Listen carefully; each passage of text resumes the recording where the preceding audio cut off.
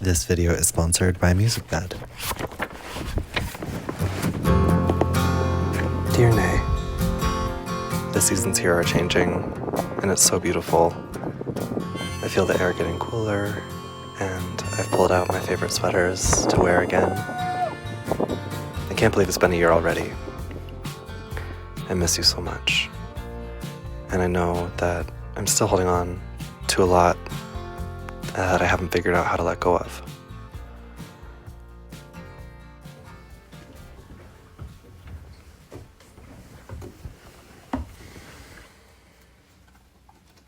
I'm writing you from a cabin in the middle of nowhere. I know you'd love it here.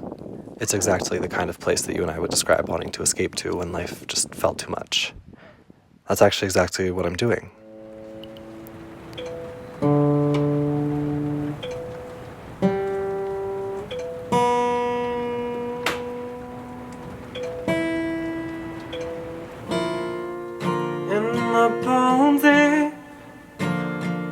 In my bones they've started aching. In my mind it can't relax. Amongst all this changing, I'm leaving claw marks on the past.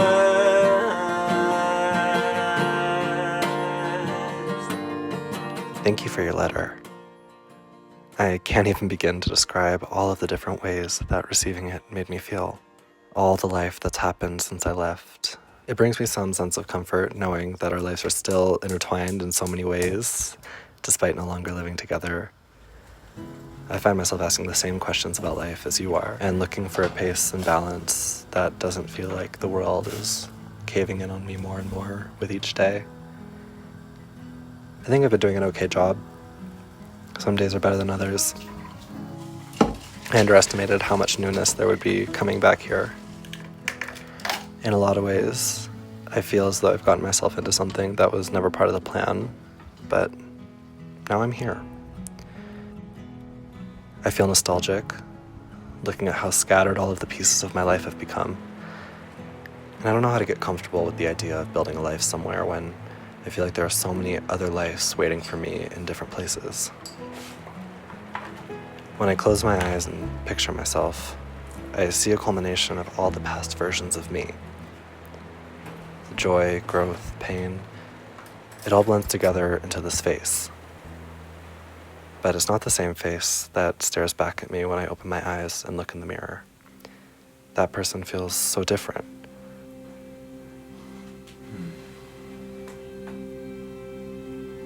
Not in a bad way, just in a way that feels so separated from my past.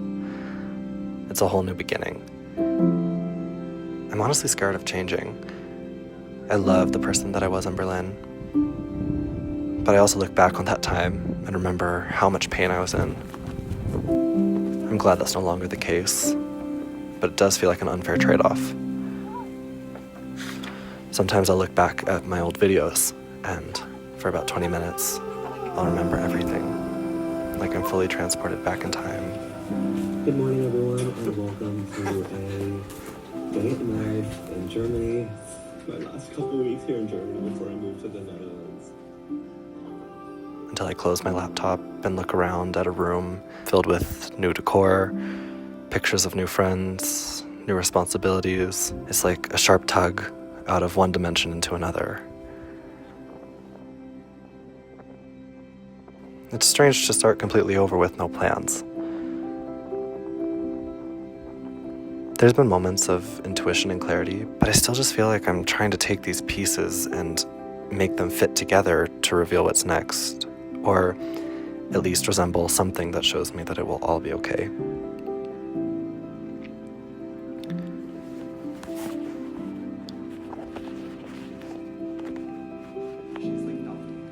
Really? And have the trial look more regal, pompous, and better than everyone else. I love it. That is so hard. It really is. I learned recently that one of my high school teachers passed away a few months ago. I didn't expect it to hit me as hard as it did. I was a senior and really hated that school and community, or lack thereof. I felt so hurt and unwelcomed by most people, but not her. When I learned she had passed away, I felt so guilty. Guilty I didn't make more of an effort when she was in my life. She stood out in that school. Her spirit was so caring, and she'd pride herself on being an impactful presence, which is exactly what she was for me. We weren't close at all, but I felt safe and seen in her presence. I hope she knew that. It's made me rethink a lot of the ways that I choose to live. Life's kind of been passing me by lately. I moved back to the US to spend time in nature and with my family. Those things were really important to me. And I haven't done much of either. I'm beginning to see all the ways in which I'm being avoidant of presence. I tried escaping the pain of my high school in the Netherlands, but here it is. It's catching up to me in the form of grief and regret. Seeing the way our friends in Berlin continue down their own life paths, moving to new places, separations, new connections and projects, changes in their appearance and interests. I feel like I'm watching it all from the outside. I am. It weighs on me really heavily, and I just don't know how to shift that perspective.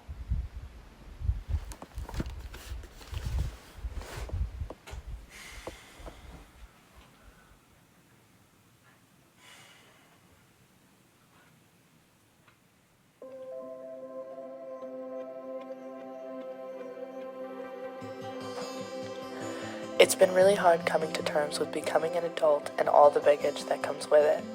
Realizing that growing up isn't just about getting older, but about change and having to deal with it using a toolbox I've only just begun understanding was a tough pill to swallow. When I was a kid, I resented my parents for the decisions they made regarding my life, moving me from country to country and never staying long. Now that I'm grown and faced with these same choices, I find myself taking the path they did. This is my life now. It's bittersweet, bitter in the missing of people and places, but so sweet in knowing that I have all this love to give in the first place. I won't take for granted how lucky I am in being able to meet so many special individuals and carry them with me in the tapestry that is my life, even if separated. Life becomes beautiful when I make it so. I live and breathe the energy I wish to attract. The key is to realize the simple joys, not solely the big ones.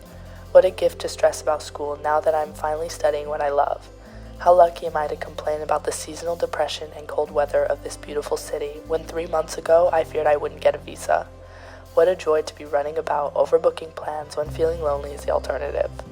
I have no one to compare myself to but me. Nothing blooms all year round, and I've sprouted tall and strong this year more than others.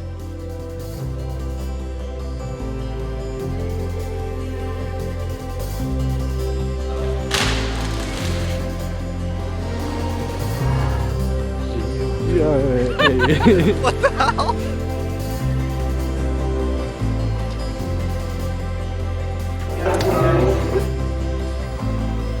The super sleigh run. That's what I supposed. I love you.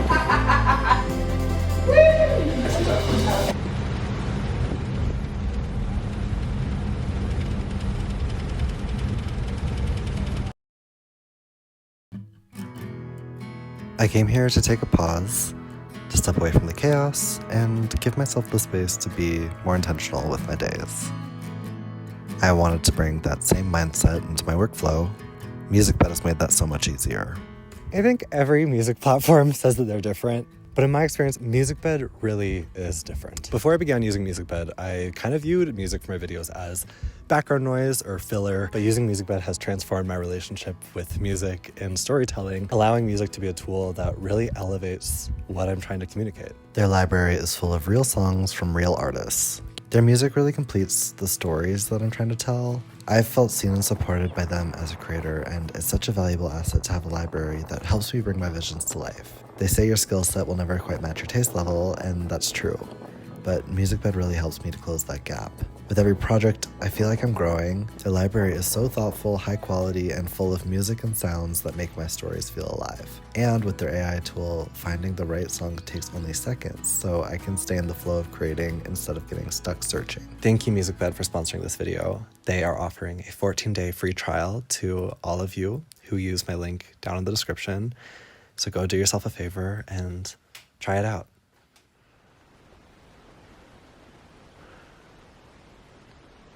Bubba. Hey, sweet guy.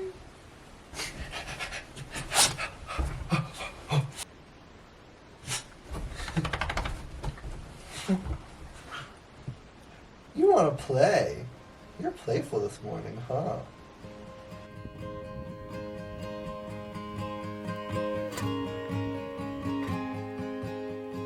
I've been wondering why we get nostalgic for times that were far from perfect. I think it's because our brains don't store memories like a camera, they store it like a scrapbook.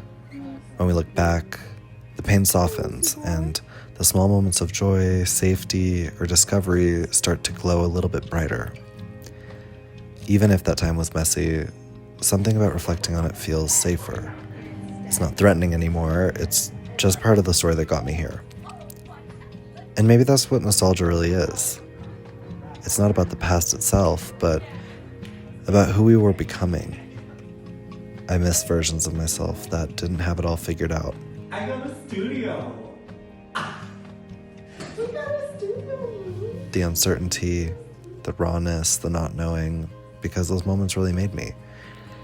They remind me I survived, that I grew, and that I'm still growing. At the same time, my life today is so full.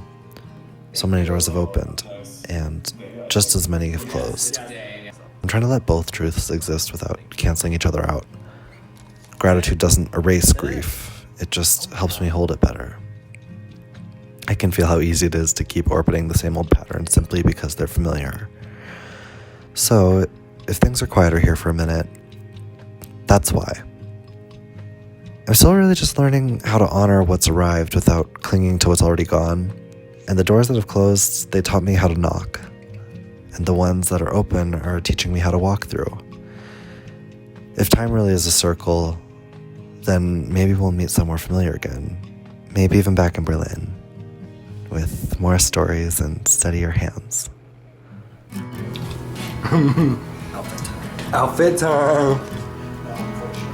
They're rented. This little piggy went to the bar. This little piggy took poppers. This little piggy is a power. Over.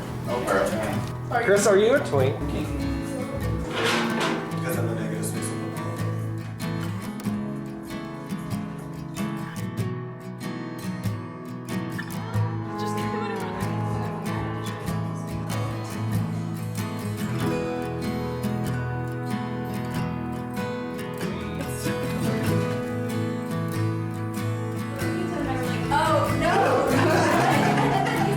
misunderstanding. Yeah.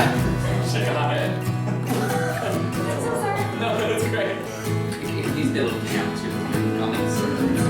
Sure. Hey. I don't have that problem.